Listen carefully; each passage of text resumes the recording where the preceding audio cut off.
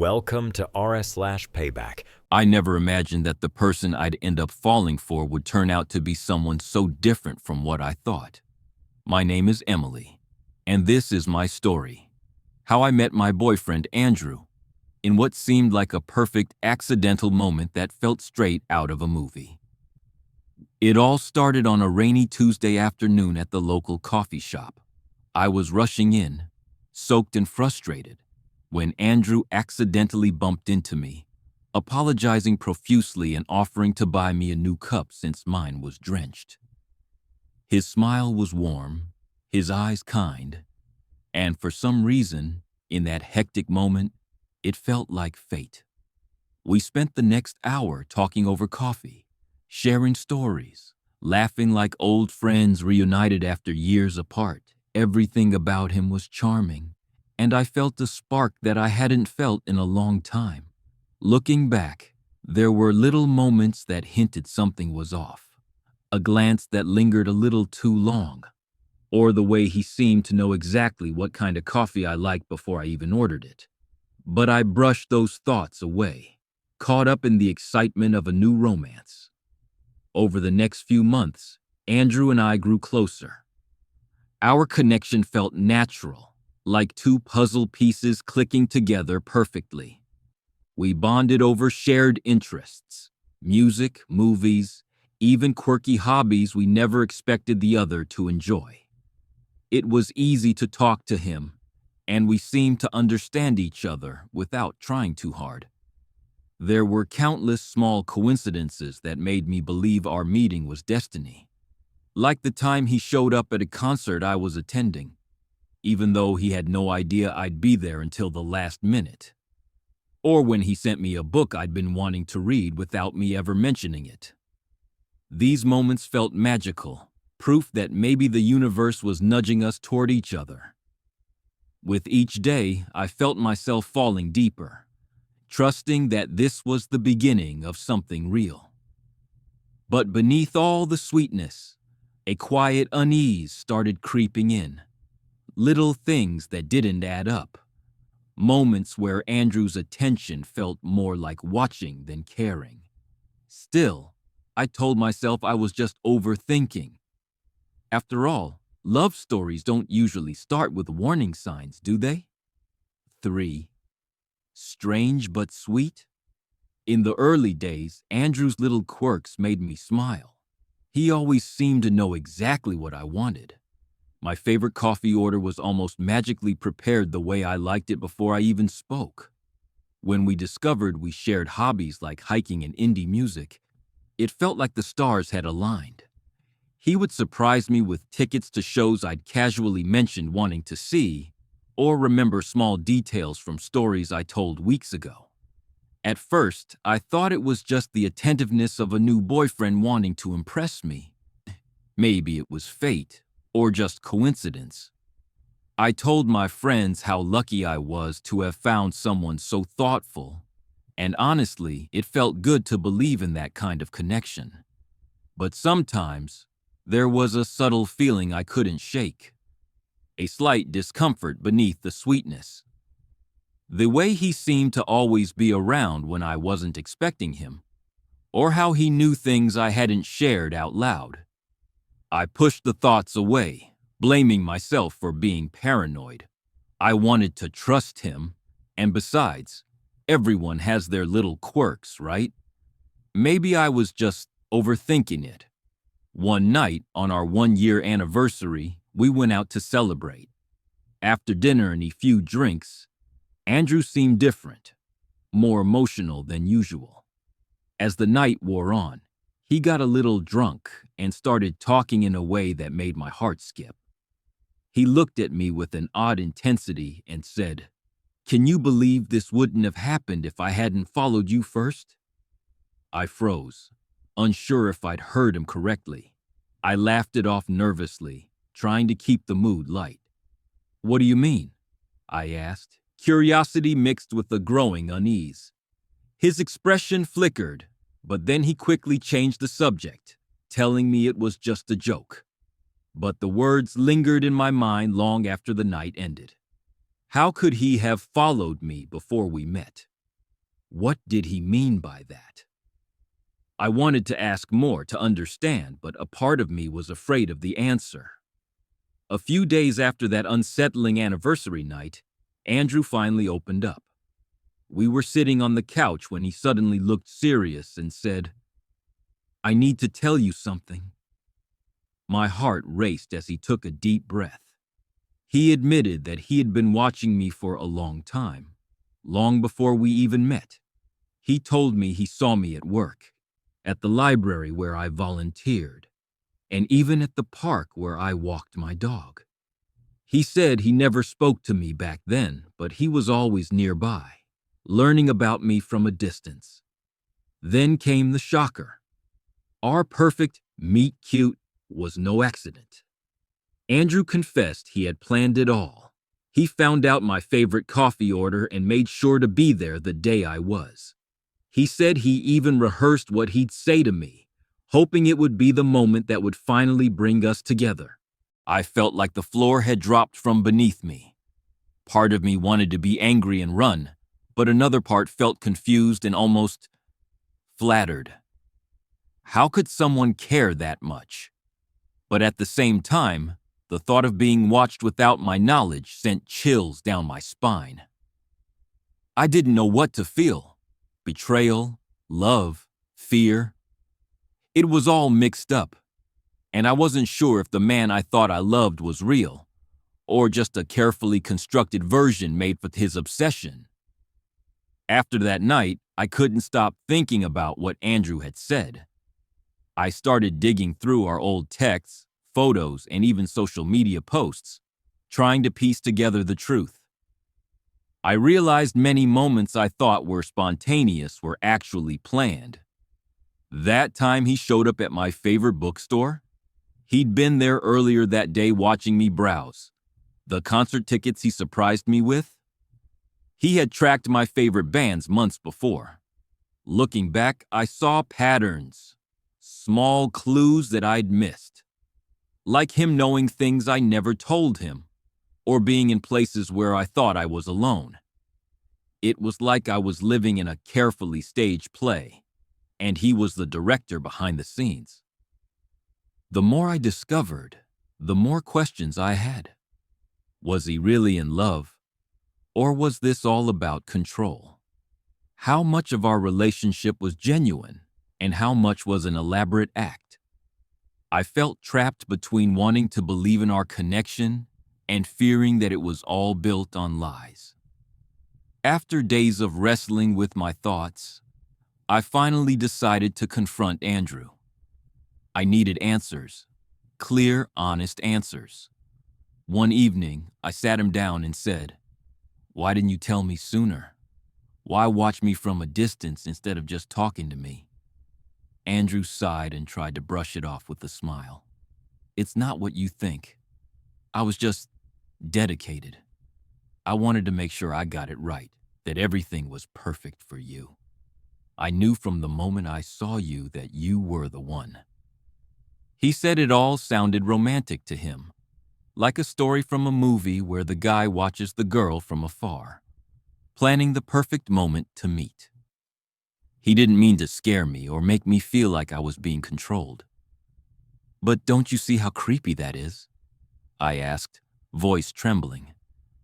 He waved it off. "I was just careful because I cared so much. I didn't want to mess it up. I wanted to believe him. I really did. But his words felt like a thin veil covering something darker. Was it love or obsession disguised as devotion? After that conversation, I was a mess. My emotions were tangled, part betrayal, part love, part fear. I felt like I didn't even know myself anymore. How could someone I trusted keep something so big hidden? I reached out to close friends, sharing bits of the story, hoping they would help me sort through my feelings. Some were shocked. Others reminded me to trust my instincts. I also turned to online communities, reading posts from people who had been in similar situations. Their stories echoed my own fears and suspicions. Strangers told me I wasn't crazy to feel uneasy and that my feelings were valid. Slowly, the fog began to clear. I started seeing the truth that had been buried beneath the romance. The truth that maybe, just maybe, this relationship wasn't as perfect as I'd thought. I knew I had to decide what to do next, but for now, I was just trying to breathe and figure out who I really was in all of this. At first, Andrew's behavior seemed like normal relationship jealousy. But soon, it took a darker turn. He started asking where I was every time I went out, who I was talking to, and even wanting to check my messages, just to be sure. At first, I tried to reassure him, telling him I was committed and honest. But his questions grew more frequent, and his tone became sharper. The light-hearted, charming man I fell for was slowly replaced by someone who was possessive and paranoid. He would call or text me constantly, even when I was at work or with friends. I could feel his suspicion lurking in every word. It wasn't love anymore. It felt like control. One night, I caught myself holding back from going out just to avoid the arguments that would follow. I started feeling like I was walking on eggshells around him. The warmth and fun in our relationship faded, replaced by anxiety and fear. I couldn't shake the feeling that something was wrong, and that I might not be safe. The breaking point came unexpectedly. One evening, while I was in the shower, Andrew grabbed my phone. I didn't hear him come in. By the time I realized it was too late. He scrolled through my messages and social media accounts until he found my anonymous Reddit post, the one where I had poured my heart out about everything. When I stepped out, he confronted me, his voice loud and accusing. How could you share our private life with strangers? You're calling me creepy? Is that what you think of me? I tried to explain, but he wasn't listening. He kept reading the comments aloud, twisting my words to make me feel guilty. His anger was terrifying, and for the first time, I saw how dangerous this could become. He threatened me in ways I won't repeat, making it clear he could hurt me if he wanted. I felt trapped, scared, and alone. This wasn't the man I thought I knew. This was someone else entirely, someone I needed to get away from. After the phone incident, Andrew's behavior escalated quickly. One night, he made chilling comments that still haunt me. With a cold, dark look in his eyes, he said, "You don't know what I could have done if I wanted to. I've watched you so long. I know your every move. You're lucky I didn't use that knowledge." It wasn't just creepy anymore. It was terrifying. He casually revealed details about the times he had followed me when I thought I was alone. How he knew my daily routine better than I did. He said he could have turned my life upside down without me even realizing it. I forced myself to stay calm, to keep the conversation as normal as possible, pretending to believe his twisted version of love. Inside, I was shaking. I knew I had to get out, but I couldn't show fear. The more he saw me afraid, the more dangerous he could become. That night, I promised myself I would plan my escape carefully and never look back. For days, I quietly gathered important documents, my ID, passport, bank cards, and packed a small bag with essentials. I took nothing that would alert him. I made arrangements with a close friend who agreed to let me stay with her until I could figure out the next steps. I chose a time when Andrew was at work, hoping that would give me enough time to leave without being noticed. On the morning of my escape, my heart pounded as I slipped out of the apartment. Every noise felt like a warning, but I moved fast, knowing this was my chance to be free. When I arrived at my friend's place, I finally felt safe for the first time in weeks. The weight of fear lifted, replaced by relief. I knew the road ahead wouldn't be easy, but I was ready to reclaim my life. In the weeks following my escape, I spent a lot of time reflecting on everything that happened. I realized how deeply manipulated I had been, how his charm had masked controlling and dangerous behavior. Looking back, there were so many red flags I had ignored or brushed off because I wanted to believe in the perfect love story. Those early quirky moments, the constant need to know my every move, they all made sense now, but I was too caught up to see them clearly at the time. Starting therapy has been a crucial step in my healing. It's helping me understand the trauma I went through and rebuild my sense of trust, not just in others, but in myself. I'm also learning to set firm boundaries and listen to my instincts. I'm no longer willing to excuse behavior that makes me feel unsafe or disrespected. This experience has changed me, but it hasn't broken me. I'm slowly reclaiming my independence and hope to move forward stronger than before. Andrew, this is for you. After everything, I'm done. I no longer feel safe around you, and I refuse to live in fear or doubt because of what you did. I trusted you, believed in us, and gave you my heart, only to find out that love wasn't what you were offering. Your obsession, the stalking, the lies, they broke that trust beyond repair. I can't keep pretending that everything is okay when it's not. I want you to know this isn't just about me anymore. If you think you can manipulate or control someone else like you did me, this is a public warning. Pay attention.